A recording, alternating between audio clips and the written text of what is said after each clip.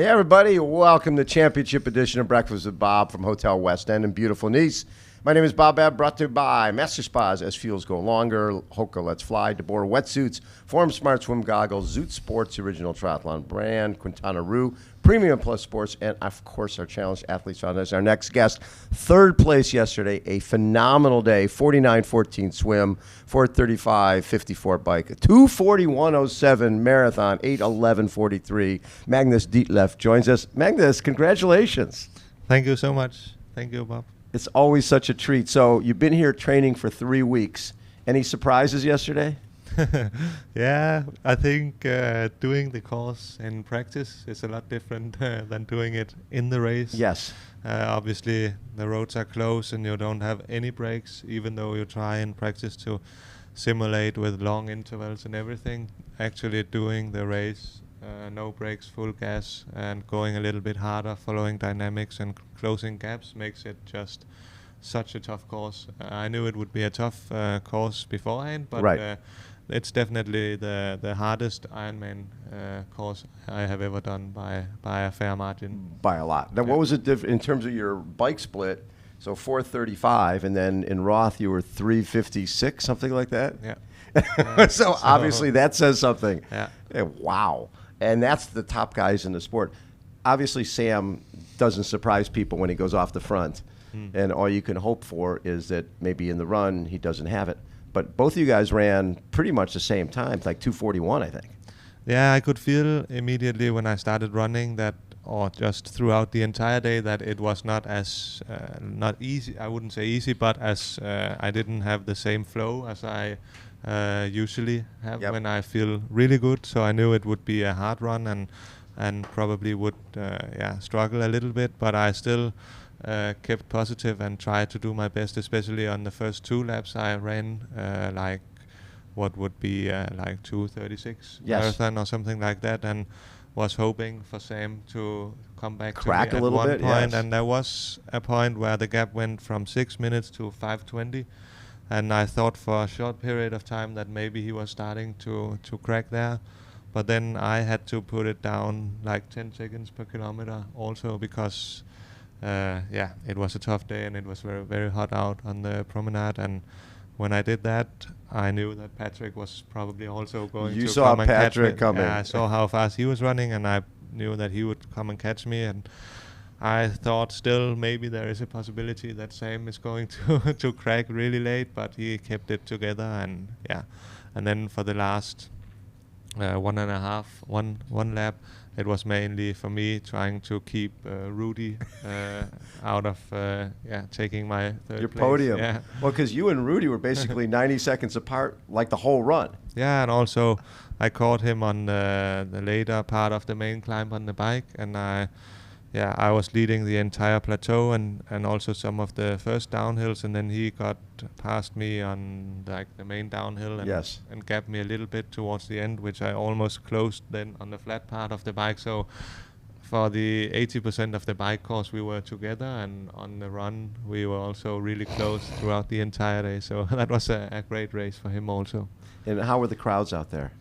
It was crazy. Also, obviously going through the bike course, all the small villages, it felt like everyone was out there cheering for us. And then the highlight was definitely the promenade, especially towards one end of the the out and back. There was just crowds were crazy, and that was actually maybe a little bit too big of a difference in my head between one end and the airport end and this end. Because in one end you just felt amazing because of all the crowds and cheering, and then you got to close to the airport and it was just quiet, very, very different, and that was pretty tough.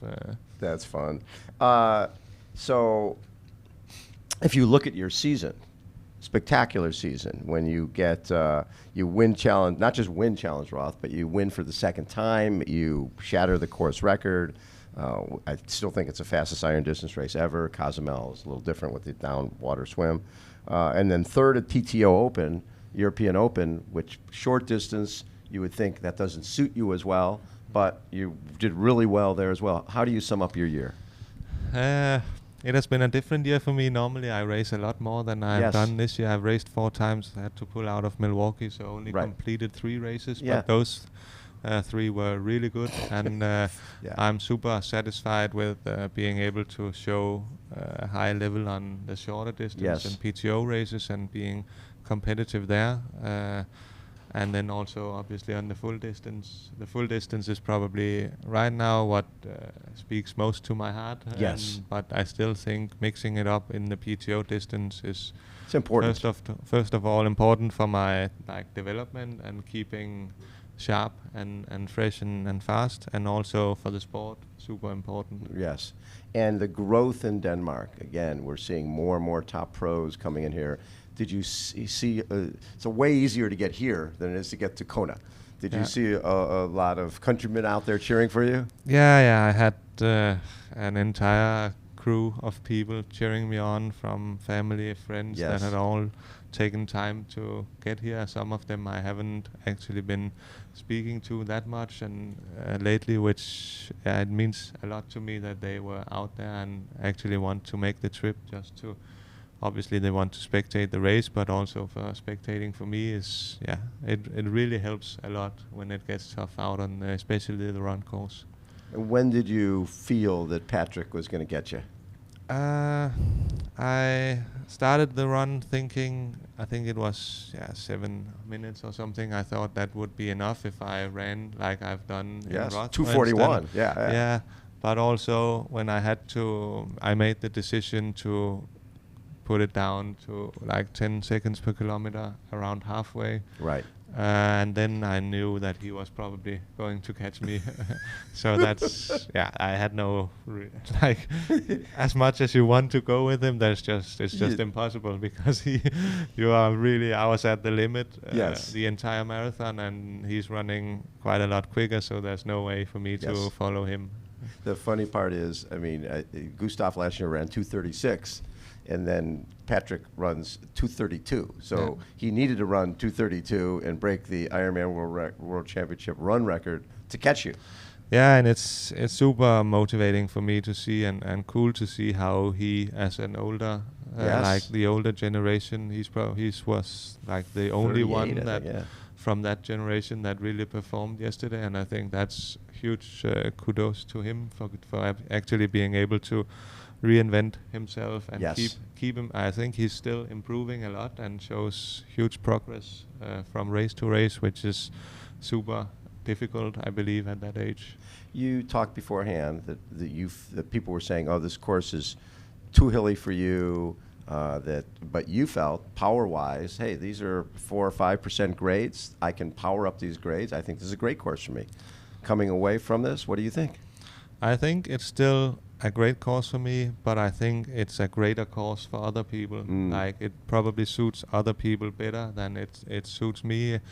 The big unknown for us going into the race was that we knew that I would ride fast and I go fast up the hills and be competitive on the plateau and stuff like that, but we didn't know how much it would take out of their body for the marathon. For the run, Because I'm at 80 kilos and I have to push, in order to follow the guys that is at 65 kilos, I have to push 400 watts, whereas they have to push 320. That's huge and difference. If you look, and that's energy that has to come from somewhere, and that is just a bill that you have to pay at some point. So I expend so much more energy by doing 400 watts than doing my usual Ironman pace. So it's not that I can sustain that, but it's just such a big energy expenditure, and that probably was also why I felt a little bit off on the marathon and didn't have the usual pop in the legs.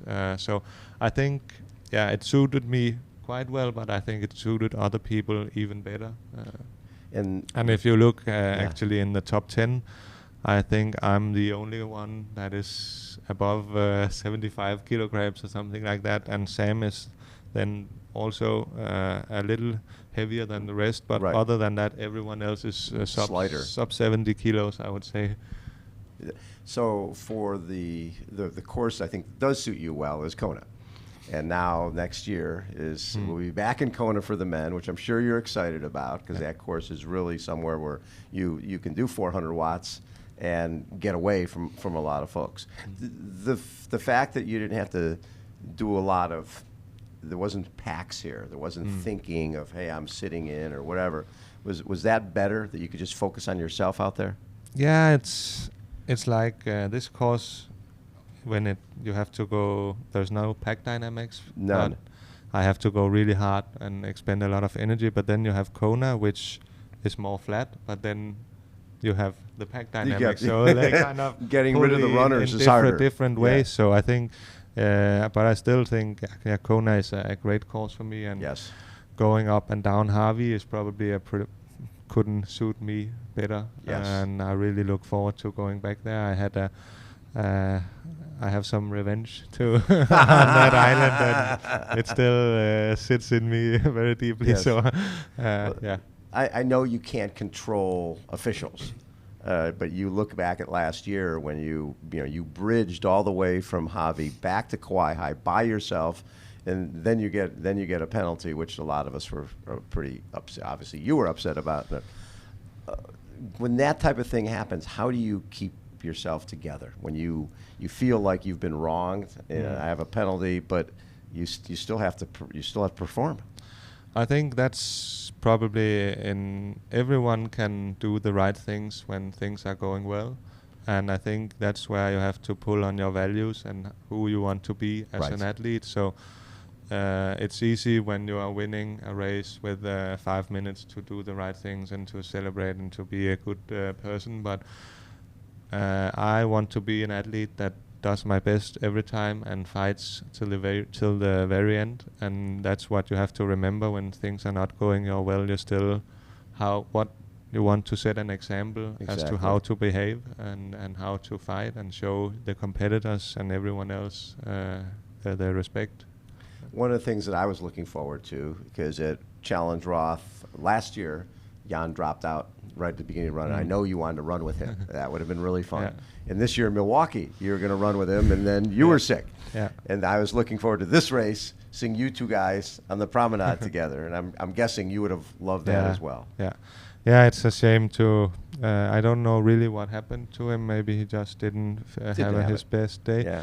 And that's like obviously not the way we wanted him to end his career. And I overtook him pretty early on the main climb, and usually when Jan is on, he was always trying to follow, and I rode straight through him, which is not how he would react. Usually he would always try to respond to my attacks and everything. So that's a shame. And, I was also looking forward to one last battle with him. Exactly. But if there was a positive that came out of last year in Kona, you got to run with Sebastian Kienle, right, in his last Kona, right? And he ended up beating you. But you got that opportunity to run with one of the legends. Yeah, and Sebi is also, in my book, he's up there with Jan, and he's also after, not that he is retired now, but after that he has stepped away from like really racing the World Championship. We have some of the same sponsors, and we are in contact actually pretty often about, for instance, my bike sponsor Scott. We did a lot of stuff leading into this race where he was also involved in the decision making and brainstorming on ideas, and I think he's just such a great person for the sport, and actually the fact that he takes his time to learn and give away what he knows to me, and not just says, I'm done with the sport, I have done so much, and he could just walk away and but he feels that it's important for him to, and that's really huge of him, I think. So one of the things that comes with success is sponsors. And what comes with sponsors sometimes is time commitment. Doing more work for the sponsors, being more available. Is that something that has been challenging for you in this last couple of years? Because things have changed from a blank shirt to. I wouldn't say it's the sponsors that has been challenging. It's more like the guys like me.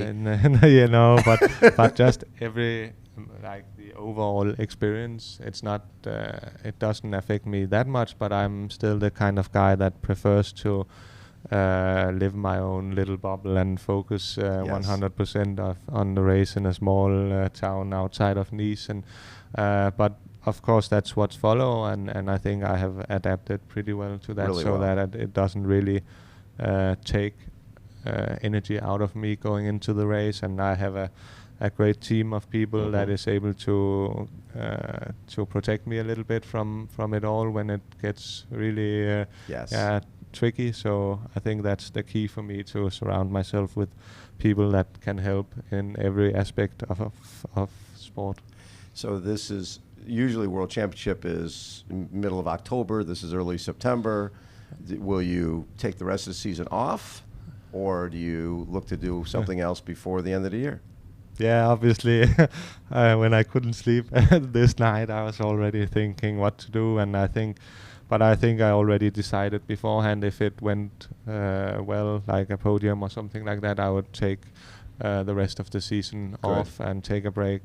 Even though I only raced, was at 4 races and completed 3 races this year, they were all super high, like the highest level of racing you can get. And a race like Roth and this race just takes so much physically and mentally out of the body, and it takes a lot of time to recover. And then I would rather have a really long period of time to prepare for next season. That's going to be really big.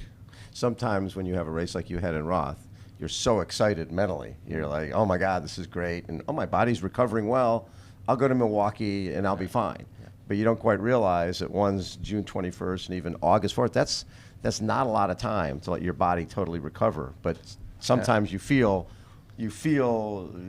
I can do it. I'll be fine. Oh, I'm young. I realized, but I just didn't. I didn't listen to the body, so I could tell you that it was pretty obvious that training wasn't going as smooth as it usually was leading into Milwaukee, even though I ended up actually having a pretty good race until I had to pull out. So that's also a learning for me, that even if the lead up has not been great, you can still perform pretty well. I think it wasn't because my shape was bad that I had to pull out. It was like nutritional issues. So but I think it was also a lesson in taking the time after a big race like that and not forcing anything. Right.